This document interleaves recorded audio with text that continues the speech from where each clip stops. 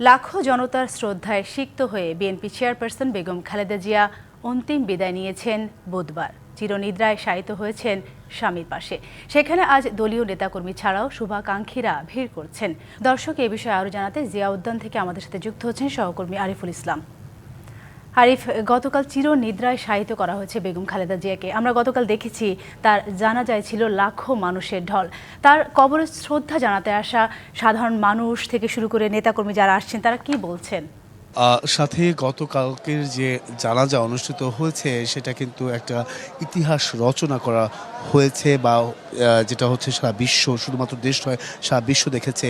তার ধারাবাহিকতায় যদি আমি একটু বলতে চাই যে উদ্যানে আজকে সারাটা দিন কিন্তু বলা যায় 12টা পর্যন্ত সবাই কিন্তু অপেক্ষা করেছিল ঠিক জিয়ার মাজারের সামনে, কারণ তখন খোলা হয়নি বা সর্বসাধারণের জন্য উন্মুক্ত করে দেওয়া হয়নি বিধায় তারা কিন্তু দীর্ঘ সময় রাস্তায় অপেক্ষা করছিল প্রিয় নেত্রী যেখানে শায়িত হয়েছেন সেই কবর জিয়ারতের পাশাপাশি তার প্রতি ভালোবাসা দোয়া করার জন্য অধীর আগ্রহে তারা কিন্তু অপেক্ষা করেছিলেন। সেই 12টার পর থেকে কিন্তু এটা উন্মুক্ত করে দেওয়া হয়েছে।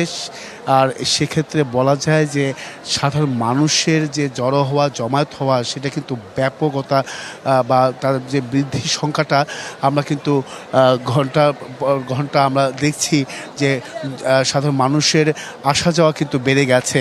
এখন বিষয়টা হচ্ছে যে এখানে সন্ধ্যা 6টা আমরা যতটুকু জানতে পেরেছি সন্ধ্যা 6টা পর্যন্ত এটা খোলা থাকবে, এর পরবর্তীতে বন্ধ করে দেওয়া হবে নিরাপত্তার কারণে।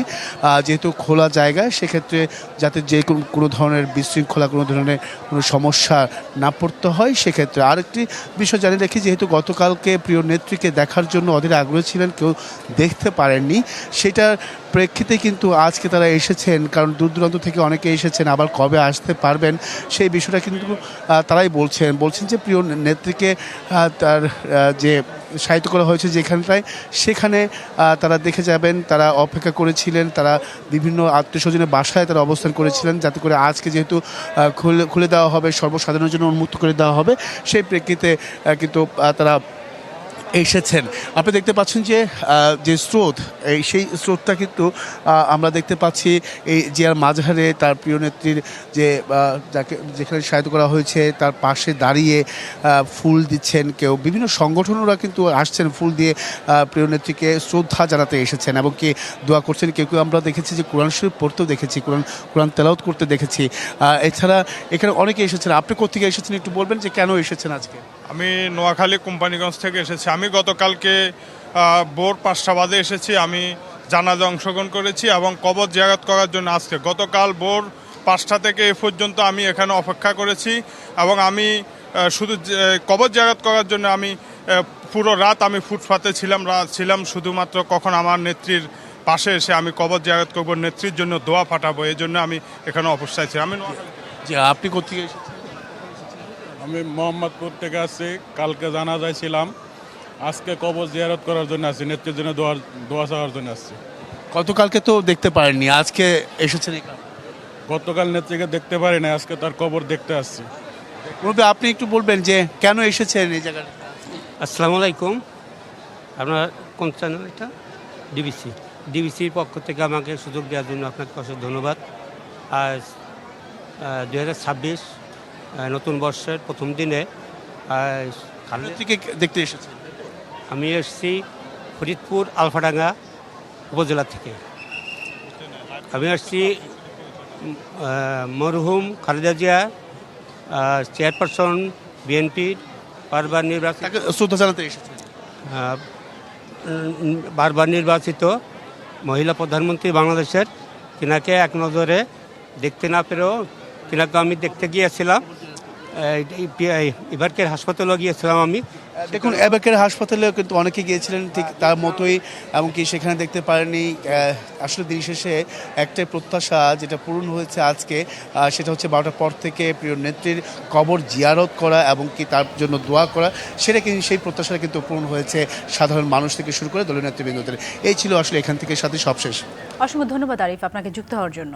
গুলশানে বিএনপি চেয়ারপারসনের কার্যালয়ে এসেছেন তারেক রহমান। সন্ধ্যায় সেখানে আসার কথা রয়েছে জামায়াতের আমিরের।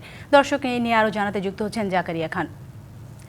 জাকারিয়া, আজকে তো রাষ্ট্রীয় শোকের দ্বিতীয় দিন, কিন্তু দলীয় শোকের তৃতীয় দিন। আমরা দেখেছি এই কয়েকদিন কার্যালয়ের সামনে নেতাকর্মীরা ভিড় করছেন, শোক বইয়ে স্বাক্ষর করছেন, তাদের অনুভূতি ব্যক্ত করছেন। আপনার কাছে জানতে চাইবো, আজকে আপনি কি অবস্থা দেখতে পাচ্ছেন? আমরা দেখলাম যে নেতাকর্মীরা বলছেন তারা আসলে এই শোককে শক্তিতে রূপান্তরিত করতে চাচ্ছে। নেতাকর্মীরা কি বলছেন? জামায়াতের আমির আসবে আমরা জানলাম। সব কিছু মিলে সেখানকার পরিস্থিতি আপনি কেমন দেখতে পাচ্ছেন? জি সাথী, আজকে তো শোক প্রকাশের শেষ দিন, তৃতীয় দিন যেহেতু দলীয় শোক প্রকাশের, তো আজকে সকাল থেকেই কিন্তু বিভিন্ন রাজনৈতিক দলের নেতা এবং ব্যবসায়ীরা তারা আসছিলেন এবং শোক প্রকাশ করছিলেন এবং তারা বিভিন্ন কথা বলছিলেন বেগম জিয়ার স্মরণে। তো এই মুহূর্তে আসলে ডাকসু নেতৃবৃন্দ এখানে এসেছেন, তারা ভিতরে গিয়েছিলেন, শোক বইয়ে স্বাক্ষর করেছেন। আমরা একটু সরাসরি চলে যাব তাদের কথা শুনতে। আনন্দিত, খুশি এবং দেশের স্বার্থে আমাদের বাংলাদেশের প্রশ্নে আমরা যেন সবসময় ঐক্যবদ্ধ হতে পারি, দেশের জন্য কাজ করতে পারি, সকল রাজনৈতিক দল মত নির্বিশেষে এই বাংলাদেশকে যেন আমরা ধারণ করতে পারি, সেই আশাবাদী আমরা ব্যক্ত করেছি।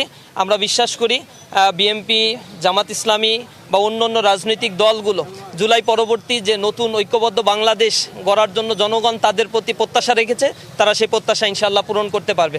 তো আমাদের সাথে আরও এসেছেন ইসলামী ছাত্র শিবিরের কেন্দ্রীয় প্রকাশনা সম্পাদক ডাকসুর সম্মানিত ভিপি সাদিক কাইম ভাই। ভারতের সঙ্গে বাংলাদেশের সম্পর্ক জোরদারে গুরুত্বপূর্ণ অবদান রেখে গেছেন সাবেক প্রধানমন্ত্রী বেগম খালেদা জিয়া।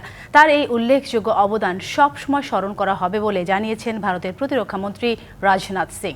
বৃহস্পতিবার দুপুরে দিল্লিতে বাংলাদেশ হাই কমিশনে যান রাজনাথ সিং।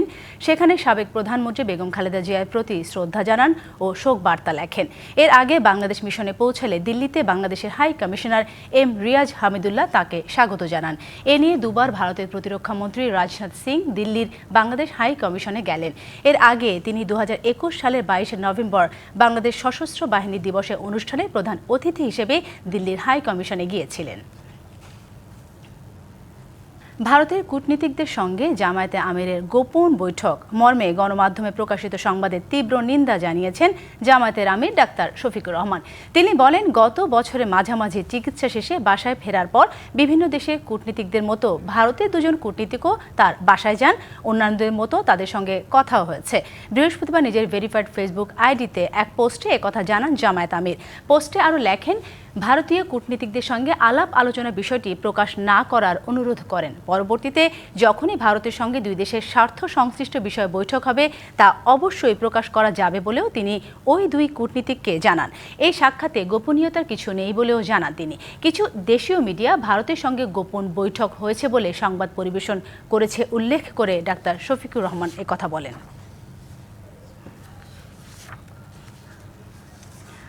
নতুন সূর্য, নতুন একদিন, অফুরান সম্ভাবনা নিয়ে এসেছে 2026 সাল। খ্রিস্টীয় বর্ষপঞ্জির নতুন এই বছরের সবচেয়ে বড় রাজনৈতিক ঘটনা ফেব্রুয়ারির জাতীয় নির্বাচন।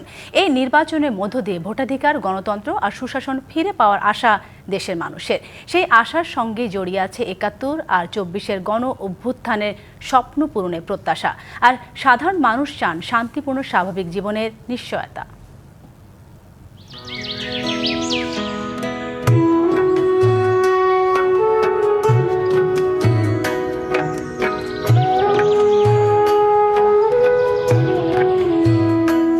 26-এর কুয়াশা মোড়ানো প্রথম সকাল। ক্যালেন্ডারের পাতায় একের পর এক বছর পার হলেও সূর্য ঠিক আগের মতোই উদিত হচ্ছে, আর দিনে অস্তও যায় ঠিক একই ধারায়। বয়োজ্যেষ্ঠ নাগরিক রিকশা চালক মঞ্জুর আলীর জীবনও তেমনই। দিন যায়, বছর যায়, ভাগ্যের চাকা ঘোরে না। 3 দশক ধরে রিকশার প্যাডেলেই তার সংসারের হিসাব বাঁধা। আমরা যে রিকশাওয়ালা সেই রিকশাওয়ালাই থাকলাম। নতুন বছরে প্রত্যাশাও তার খুব সাদামাটা। পরিবারের জন্য ডাল ভাত জুটলেই তুষ্ট 65 বছর বয়সের মঞ্জুর আলী। আমরা ডাল ভাত খেয়ে বাঁচতে চাই এবং আমাদের যে সরকার আসুন না কেন, আমরা যে রিকশা চালাই আমাদের ছিনতাইকারীর থেকে আমরা ভালোভাবে চলতে পারি সেইটা প্রত্যাশা করি।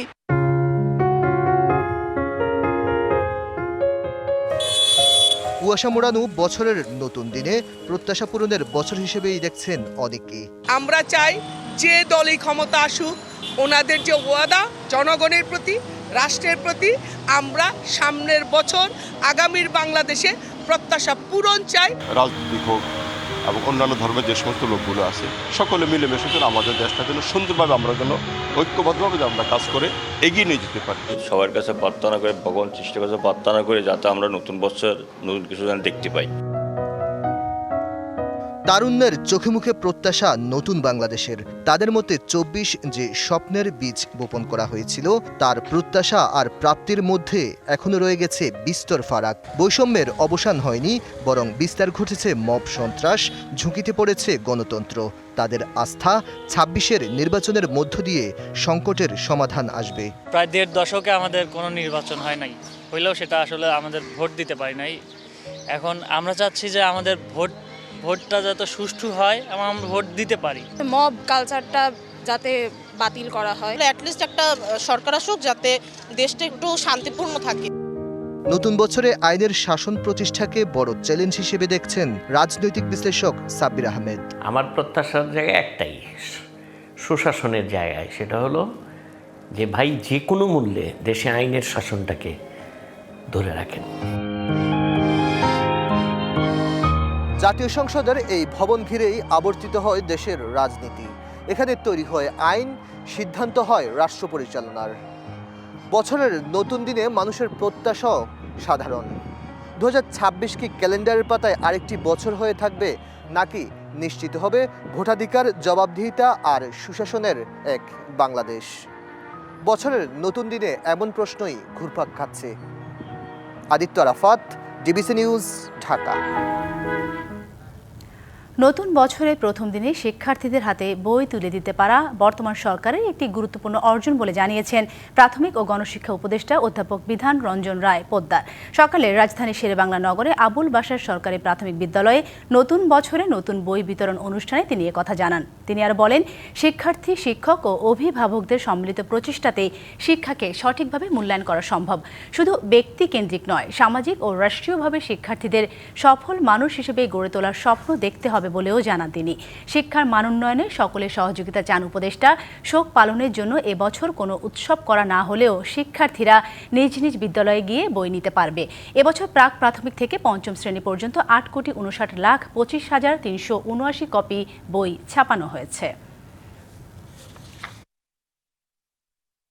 প্রাথমিক শিক্ষায় যে পরিবর্তন আনার চেষ্টা করছি, আপনাদের সবার সহযোগিতার মাধ্যমে সেটা আমরা করতে পারবো। এবং সত্যি যদি আমরা প্রাথমিক শিক্ষায় আমরা যেমন পরিবর্তনটা আনতে চাচ্ছি তা পারি, তাহলে দেখবেন উপরের স্তরেও আমাদের শিক্ষার মানের উন্নতি ঘটবে।